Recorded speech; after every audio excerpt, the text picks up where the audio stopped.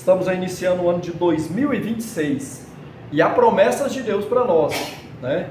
Só que muitos estão aí com um mar de rosas. Gente, vamos ser realistas, não é um mar de rosas.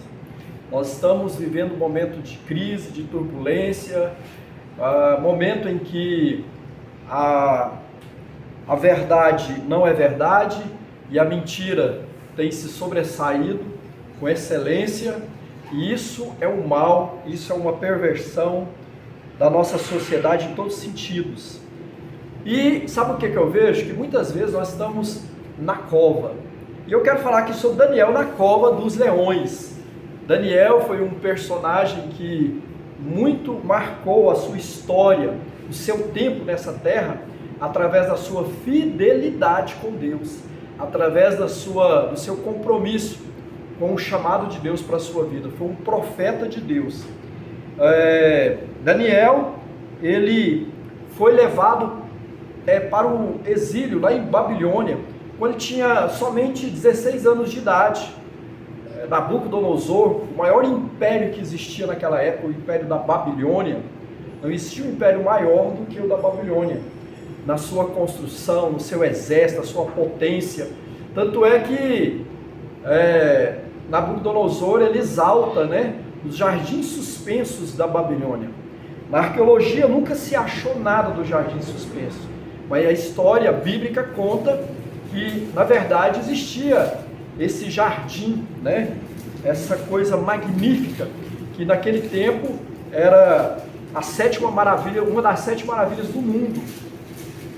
Então, era uma grande potência. Eles vêm contra Jerusalém, o reino do sul ali, Israel já estava dividido, assediam a cidade e eles fazem 3 levas de escravos, de judeus para a Babilônia. Daniel, esse moço de 16 anos, ele é levado na primeira leva. Ele e os seus amigos, Sadraque, Mesaque e Abednego. E eles vão para a corte do rei Nabucodonosor. E a primeira coisa que Daniel coloca no seu coração, segundo está lá em Daniel 1:8, é não se contaminar com o manjar do rei, nem com o vinho que ele bebia. Então você vê aqui uma pessoa decidida. O tempo vai passando, isso aconteceu no ano 586, o tempo vai passando, no ano 600 a.C., Babilônia estava no seu apogeu. Só que com o passar do tempo, ajuntou-se ali 2 reinos, o Medo e o Persa, e juntos destruíram Babilônia, saquearam Babilônia. E então nesse reinado Medo-Persa, veja que Daniel, esse jovenzinho, agora já era um político influente, era um político que tinha uma dominância aí de território tão grande, que ele chefiava 130 províncias, ou seja, 130 prefeitos estavam sob o cuidado, sob a direção de Daniel. Mas sabe o que é incrível? Daniel não deixou que a fama, que a riqueza e o poder mexesse com o seu ego, com as suas emoções, e ele deixasse ou abandonasse a sua fé cristã. E os reis gostavam de ser exaltados, gostavam de glória. Ali, aqueles oficiais, aqueles senadores, aqueles políticos começaram a ficar com inveja de Daniel. Alguém já teve inveja de você? De alguma coisa que você conquistou? Ou de algo que você faz? Ou o que você é? Alguém já teve inveja de você? Cuidado, muita gente pode estar com inveja e você não sabe, E muitos ficaram com inveja de Daniel. Sabe o que eles fizeram então? Bom, como a gente sabe que na vida de Daniel não há nenhum erro que nós possamos colocar em pauta para que ele seja condenado, vamos falar sobre a sua fé, sobre a sua comunhão com Deus. Nós bem sabemos que, segundo a religião hebraica, a cultura hebraica, cristã hebraica, eles oram 3 vezes ao dia, oram 6 horas da manhã, oram ao meio-dia e oram às 18 horas. O que nós vamos fazer aqui? Nós vamos falar para o rei Dário, que era muito amigo de Daniel, que gostava muito de Daniel. Nós vamos falar para ele: olha, rei, dentro de 30 dias, ninguém mais fará nenhum tipo de oração, ou adoração, ou venerar a qualquer Deus, que não seja, ó rei, meu senhor.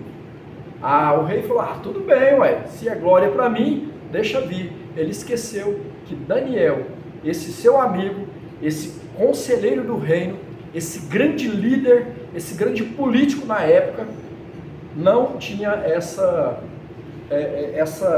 prática, né?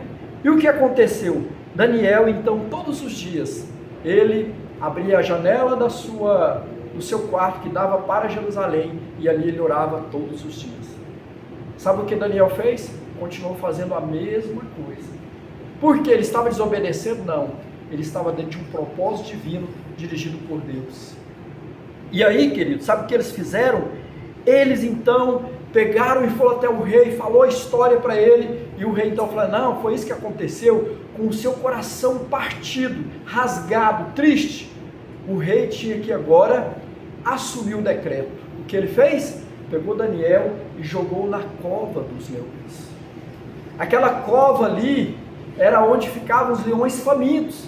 Eles ficavam ali sentindo fome, para ao saírem de lá, entrarem na arena e matarem pessoas, ou fazerem festa, ritual, para aquele povo ver. Então aqueles leões ficavam presos ali com fome, o que implica dizer que quando Daniel caísse ali, certamente ele seria devorado.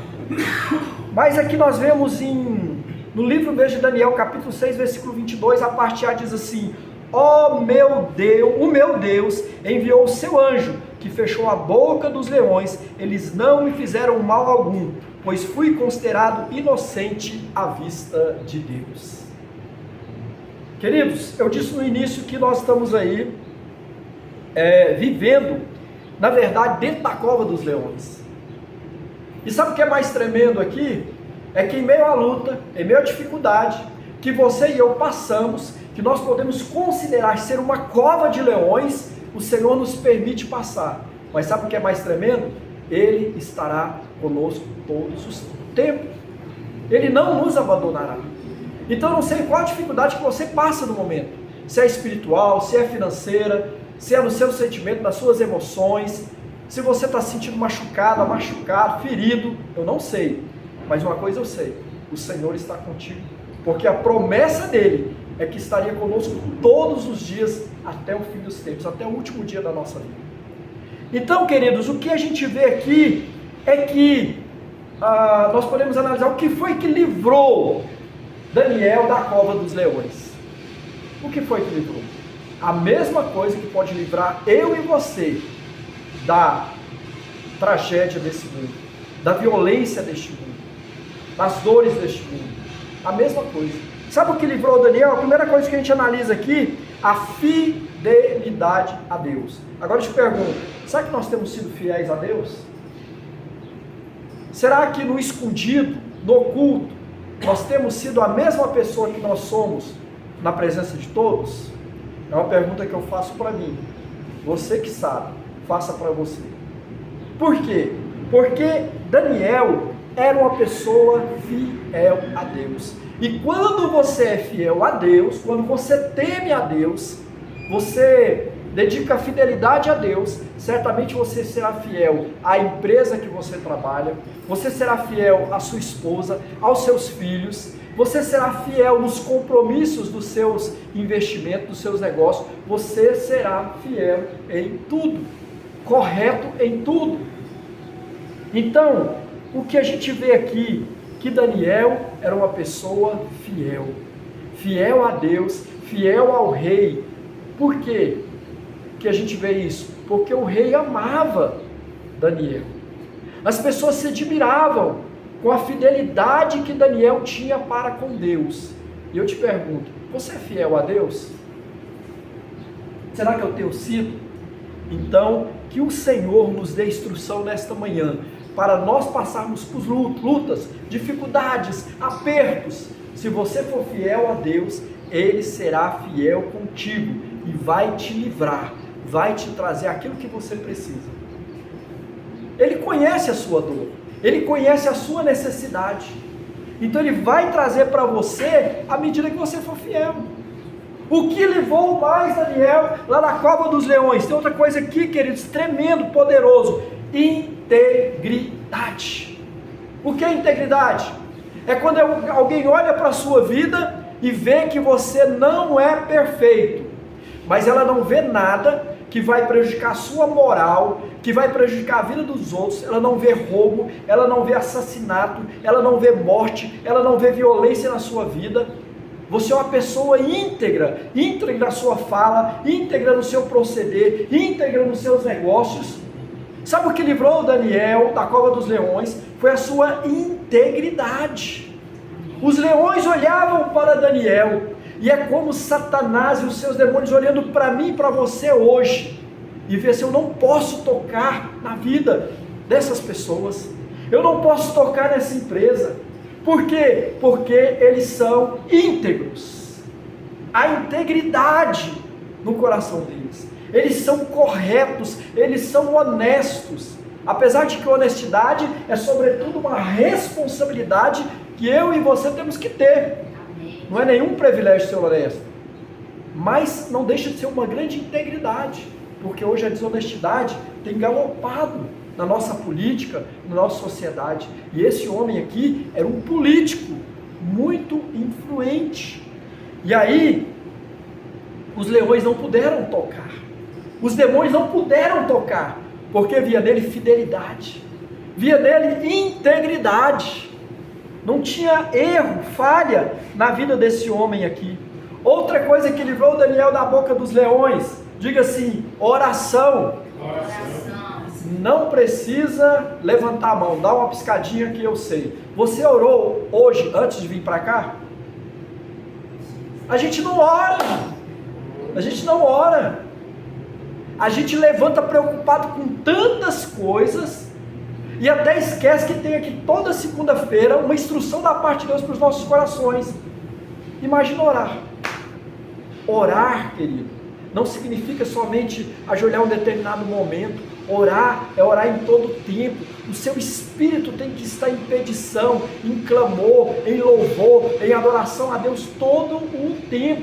Mas nós precisamos, sobretudo, ter um tempo chamado devocional, de ler a Bíblia, de orar, de cantar uma canção, de dizer para o amado da nossa alma que sem Ele a gente não consegue trabalhar, que sem Ele a gente não consegue realizar, conquistar, fazer. Isso é no tempo de oração, é você lá no seu quarto, aos pés da cruz, diante daquele que foi sacrificado, moído, ferido, transpassado pelos nossos pecados.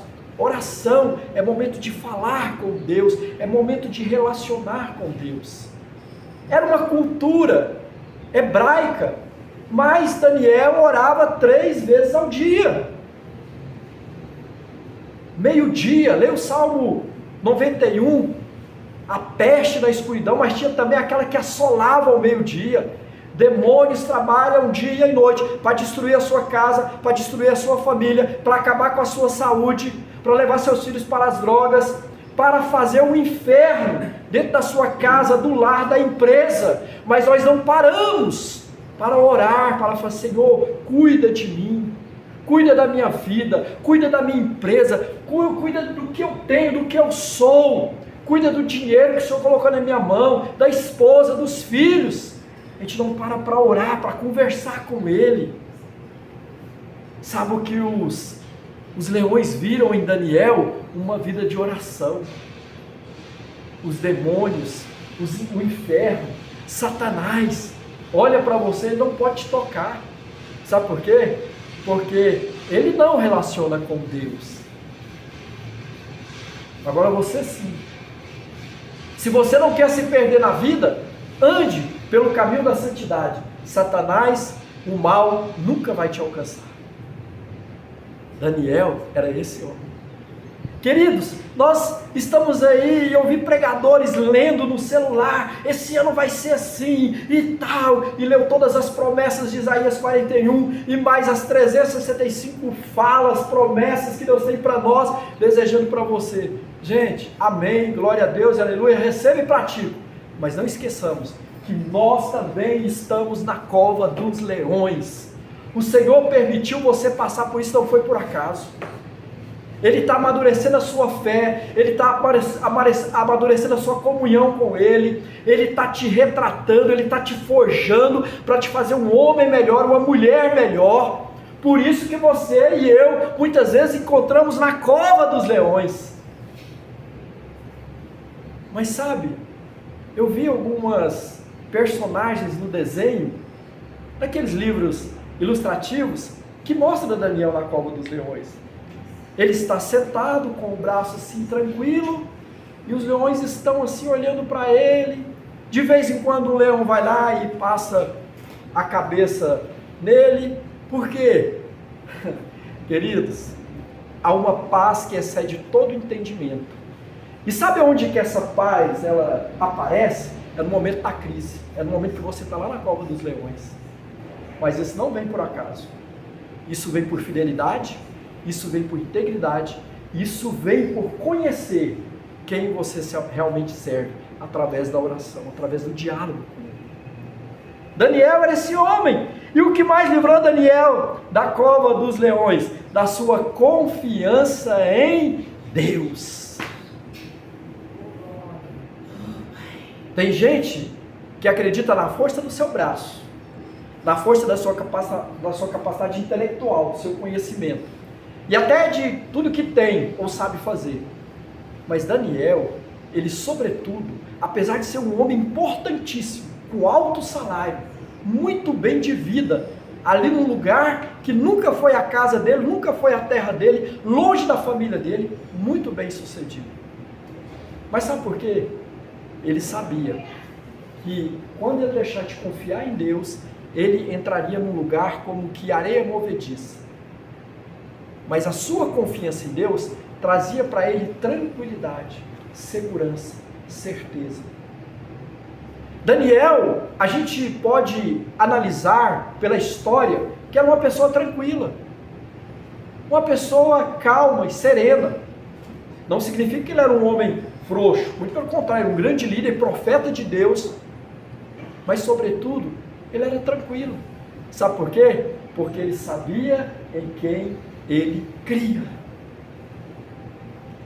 E às vezes nós somos como Jó, só vamos ter noção de que o nosso Criador e Redentor é aquele que provê todas as coisas quando passamos por grande dificuldade. Jó teve que perder tudo para entender que o Deus dele vivia e reinava para sempre. Mas Daniel não.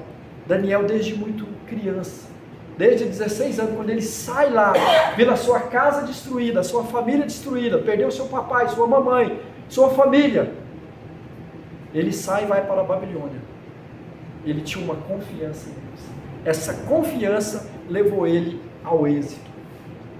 Se você não tem confiança plena no Deus que você serve, você não vai conseguir realizar nada e chegar em lugar nenhum. Ele, a Bíblia diz que ele é o nosso baluarte, é o nosso porto seguro. Você pode perder coisas, você pode perder pessoas, você pode perder emprego, você pode perder tantas coisas. Você vai continuar confiando em Deus, porque foi Ele que te deu a vida, e é Ele que cuida de você, da sua casa, da sua família, da empresa. Amém. Confiança. Glória a Deus. Foi outra coisa aqui que você vê na vida de Daniel, que tirou ele da cova dos leões. E para terminar, sabe o que Daniel tinha, que não pode faltar nenhum de nós? Uma fé absoluta em Deus. Por que fé absoluta em Deus? Porque existe uma fé simples, uma fé natural. Todos nós saímos da nossa casa com a fé que chegaremos aqui para, depois de uma instrução da parte de Deus como essa, iríamos para o nosso trabalho. Uma fé natural, uma fé de que no horário do almoço nós vamos encher esse refeitório aqui, vamos sentar, comer, conversar. Essa fé natural. Mas a fé que Daniel tinha era uma fé em Deus, era uma fé sobrenatural, que sobrepunha a vida normal do ser humano. É uma fé que ele sabia que não importa aonde ele estivesse ou o que ele passava, Deus estaria com ele. Essa é a fé, queridos. É uma fé convicta, uma fé madura, uma fé vivenciada, com experiências na presença de Deus. Nós temos de experiência, precisamos de experiência. Você é resultado das suas experiências, e você precisa tirar das suas experiências lições que vão servir para você, para a sua família e para aqueles que te cercam. Mas, sobretudo, nós precisamos ter fé. Fé em Deus. Fé na vida. Fé em você. Acredita em você. Tenha fé em você. Você é capaz. Você pode. Você não vai fracassar. Não está tudo perdido ainda. Apesar de que por muitas vezes a gente pensa que nós estamos numa corda bamba ou numa situação chamada insustentável. Mas a Bíblia diz lá nos Salmos que por mais que o homem esteja caído, o braço forte de Deus o sustenta. Essa é a palavra que eu tenho para a sua vida nessa manhã. Mas isso não vem por acaso. Você precisa crer, precisa acreditar nas promessas de Deus. O mundo está abalado com as movimentações políticas. Há um país abalado, com um governo incerto. Há pensamento de todos os lados que apoiam e desaprovam. Queridos, mas se você não acreditar que o nosso governo, a nossa vida, tudo que nós temos e somos está nas mãos do Senhor, a sua fé é fraca para enfrentar a cova dos leões. Por onde você anda agora, o povo está atemorizado com tudo que está acontecendo. Uns apoiam, outros desaprovam. Há mentira em tudo isso, como também há verdade, intenções boas e muitas intenções erradas. Muitas coisas feitas corretas, mas a maioria feita errada em todo esse proceder. Mas o que eu e você temos a ver com isso? Temos sim, tudo a ver. Nós somos um povo escolhido que veio fazer a diferença. Nós só vamos mostrar para esse mundo que eles podem sair da cova dos leões se eles tiverem fidelidade a Deus, integridade a Deus, confiança em Deus, fé em Deus. Sabe o que isso vai trazer para as pessoas? Testemunho. Diga assim, testemunho. Testemunho. O testemunho é assim: as pessoas podem falar mal de você, as pessoas podem criticar você, as pessoas podem desprezar você, até elas conhecerem de fato quem você é. Testemunho é isso. Você não precisa abrir a boca e falar, olha, não precisa. Daniel tinha um histórico, Daniel tinha um forte testemunho de um homem que fez tudo segundo a vontade e o querer de Deus na sua vida. Você acha que ele estava tranquilo só por estar tranquilo? Não, ele tinha um testemunho. Ele sabia que o mesmo Deus que guardou a vida dos seus amigos Sadraque, Mesaque e Abednego de serem ali jogados na fornalha de fogo ardente, de serem libertos ali, ele sabia que o mesmo Deus estava com ele. Ele tinha testemunho. Eu tenho testemunho quando eu vi meu carro destruído, minha vida financeira acabada, e eu vi a minha família salva daquele acidente. Eu falei, gente, eu tenho um testemunho para contar, milagre de Deus na minha vida, há um propósito, mas eu preciso responder. E é o que Daniel fazia. Ele respondia com a sua fidelidade, com a sua integridade, com a sua fé, com a sua confiança. Ele respondia a Deus. Você não precisa fazer nada para as pessoas.